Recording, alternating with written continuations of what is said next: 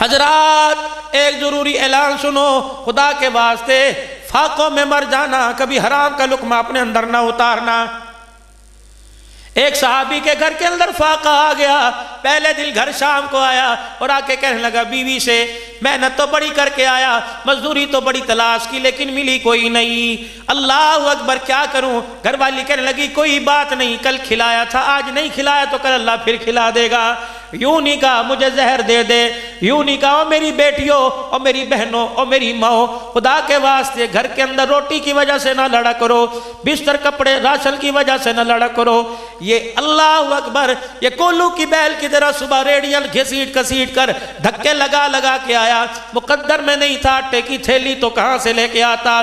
میاں بیوی تو ایک گاڑی کے دو پہیے ہوتے ہیں، اگر خالی ہاتھ آتا تو حوصلہ دے کے اس کا کلیجہ اتنا بڑا کرتی سارے دل کی تھکان یہ بھول جاتا، لیکن کیا کروں؟ قدم قدم پہ ڈپریشن کے انجیکشن لگائے، روٹی کھاتے ہوئے تانے دیے، پانی پیتے ہوئے تانے دیے، کروٹیں بدلتے ہوئے تانے دیے، یہ اتنا ڈپریشن اپنے دماغ کے اوپر لے گیا، لوگوں نے کہا ہارٹ اٹیک ہو گیا، لوگوں نے کہا بلڈ پریشر ہو گیا، لوگوں نے کہا شوگر لو ہو گئی۔ رب کعبہ کی قسم ساری رات جو روٹی پکاتے ہوئے، روٹی کھلاتے ہوئے، بستر پہ لٹاتے ہوئے بیوی بد کلامی کرتی رہی، اس کا دماغ پر اتنا اثر ہوا، موٹر سائیکل چلاتے ہوئے آنکھوں کے اندھیرا آ گیا، گاڑی دماغ گاڑی درخت کو جا لگی، دنیا سے چلا گیا، اب روتی ہے مجھے کس کے سارے چھوڑ کے چلا گیا۔ وہ وقت بھول جب تانے دے دے کے اسے گھر سے نکالا تھا، کیا کرتا؟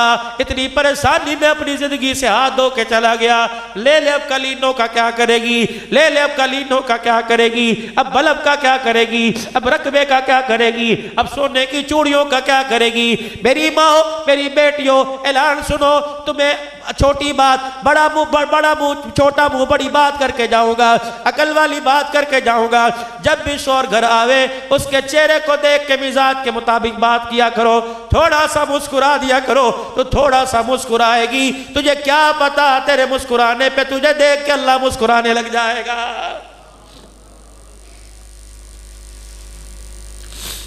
شیخ صاحب ساری دنیا کے بڑے ڈاکٹر ایک میز پہ چاروں طرف بیٹھ گئے، انہوں نے کہا ہمارے قلم کی سیاہی ختم ہو گئی، ہمارے کاغذ ختم ہو گئے، پیڈ ختم ہو گئے، کتنے بیماریوں کے نسخے لکھے، ہم نے 200 روپے فیس سے شروع کیا، 50 روپے ٹوکن سے شروع کیا، 20 روپے ٹوکن سے شروع کیا، یہ ٹوکن بڑھتا بڑھتا 5000 روپے کا آ گیا، لائنوں میں لوگ کھڑے ہیں، روٹی کھانے کو پیسے نہیں، چیک اپ کرانے کے لیے پیسے ہیں، سارے ڈاکٹر سر جوڑ کے بیٹھ گئے، انہوں نے کہا وجہ کیا ہے، کس وجہ سے بیماری آ رہی ہے؟ تو ایک کاغذ پر سارے ڈاکٹروں نے دستخط کر دیے، کہہ رہے لوگ بیماری سے نہیں مر رہے، گھریلو ٹینشن کی وجہ سے مر رہے۔ اولاد کی جوانی بکھرنے کا دکھ، بیوی کی آوارہ زبان ہونے کا دکھ، بیٹیوں کے سر سے دوپٹہ اترنے کا دکھ، بیوی کے بد کلام ہونے کا دکھ۔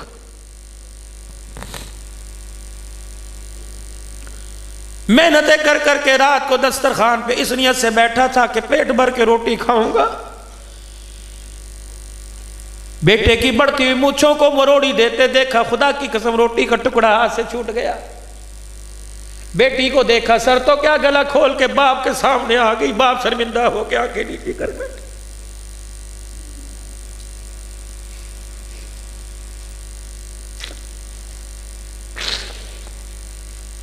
حضرات ایک ضروری اعلان سنو، کہاں چلی گئی وہ مائیں جو رات کو رضائی اٹھا اٹھا کر سر پہ ہاتھ پھیر کے دعائیں دیا کرتی تھی؟ کہاں چلے گئے وہ گھر کے دسترخوان کے اماں ایک روٹی کے 4 ٹکڑے کر کے سب کو دیا کرتی تھی، اور بچے کو روٹی کھاتا دیکھ کے کہا کرتی تھی ماشاءاللہ دودھو نہا پوتو پلو، کہا کرتی تھی میں واری جاؤں کسی کی نظر نہ لگے۔